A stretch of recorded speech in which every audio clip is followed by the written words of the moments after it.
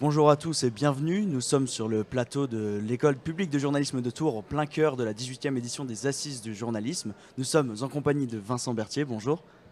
Bonjour. Il est responsable du desk de technologie et journalisme chez Reporters sans frontières. Et alors que l'intelligence artificielle prend une place énorme dans les pratiques journalistiques et présente de nombreux risques, vous avez développé un projet d'intelligence artificielle. Est-ce que vous pouvez nous en parler justement ? Ah oui, on a développé un projet qui s'appelle le projet Spinoza, qui répond à une question qui est une question de pure curiosité, qui est de savoir, est-ce qu'on peut se servir de l'IA générative dans le journalisme, et si oui, comment ?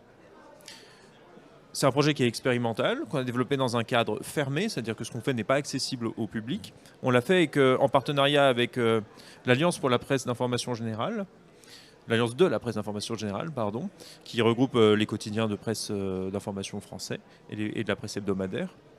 Et ce qu'on a fait, c'est qu'avec un peu plus de 120 médias, on a créé une base de données d'articles de presse et on a essayé de penser à un outil d'intelligence artificielle générative qui soit respectueux des droits des éditeurs, qui soit respectueux de la manière de travailler du journalisme et qui puisse, in fine, permettre d'être respectueux du droit des citoyens d'accéder à l'information. Okay. Et justement, l'intelligence artificielle, on y trouve énormément de fake news, c'est là-dessus que ça se développe. Comment vous allez assurer qu'il n'y aura aucune fake news? Comment vous assurez justement ce fait de donner de l'information qui est vraie? Alors, aucune hallucination ou aucune fausse information, on ne s'engage pas là-dessus. Ce sur quoi on s'engage, c'est une méthode de conception. La méthode de conception elle est la suivante, c'est de dire que l'algorithme génératif, on ne l'utilise pas pour exploiter ses connaissances qui viendraient de son entraînement avant qu'on l'utilise, mais on va lui dire, voici des extraits de sources qui nous paraissent fiables, synthétise-les et produit un lien qui renvoie vers le document source qui est dans la base de données que l'on t'a attribuée. Pour ce faire, on a créé ces bases de données avec les journalistes. C'est-à-dire qu'on a mis dedans des documents de référence qu'ils considèrent comme fiables. Spinoza, je ne l'ai pas dit, mais c'est un outil qui traite essentiellement du changement climatique. Donc on a une première base de données, c'est les rapports du GIEC et de l'IPBES, qui est l'équivalent du GIEC, mais pour la biodiversité.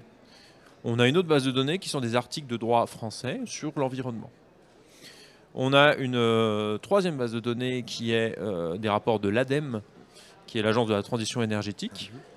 Puis on a d'autres bases de données avec les articles de presse et une petite base de données constituée d'un jeu de données de l'AFP qui a rejoint le projet un peu plus tard. Très bien. Et donc là, aujourd'hui, grâce à Spinoza, est-ce qu'un journaliste va pouvoir utiliser de l'intelligence artificielle? Si oui, comment et laquelle? Aujourd'hui, on a des journalistes qui utilisent de facto l'intelligence artificielle avec Spinoza. Ils ne l'utilisent pas de manière régulière et quotidienne, ce n'est pas, je pense, la vocation de ce qu'on a fait non plus. Ils l'utilisent pour vérifier des informations, pour aller trouver plus rapidement des informations qu'ils ne trouvent pas ailleurs ou de manière difficile.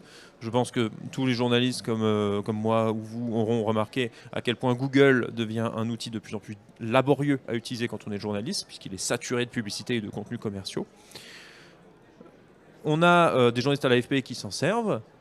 En une question, on va aller vérifier un chiffre, on va les trouver et surtout, on permet d'accéder à des documents. Okay. Et vu que ces documents sont collaboratifs, en fait, ils peuvent aussi accéder à des documents nouveaux qu'ils ne connaissaient pas. Donc, ils peuvent.